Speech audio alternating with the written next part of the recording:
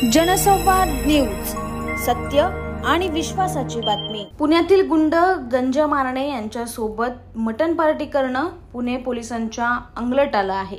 या प्रकरणी अधिकाऱ्यांसह 4 पोलिसांचे निलंबन करण्यात आले। मोका अंतर्गत गंजा मारणे सध्या पुण्यातील येरवडा कारागृहात शिक्षा भोगत आहे। त्याला काही महिन्यांपूर्वी सांगली कारागृहात घेऊन जात असताना हा प्रकार घडला।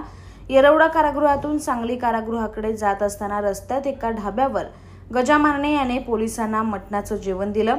या प्रकरणी त्यांच्यावर कारवाईचा बडगा उगारण्यात आला आहे। एखाद्या आरोपीला एका कारागृहातून दुसऱ्या कारागृहात हलवत असताना पोलिसांना काही प्रोटोकॉल आणि नियम पाळावे लागतात। एका गुन्हेगारासोबत ढाब्यावर मटणावर ताव मारून पोलिसांनी हे नियम धाब्यावर बसवले का, अशी चर्चा सुरू आहे।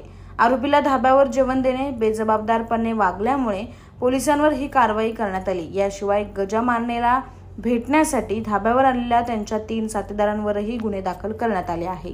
जनसंवाद न्यूज, सत्य आणि विश्वासाची बातमी। आजच सबस्क्राइब करून बेल आयकॉनला क्लिक करा आणि पहा ताज्या घडामोडींचा अचूक अंदाज आपल्या मोबाईलवर।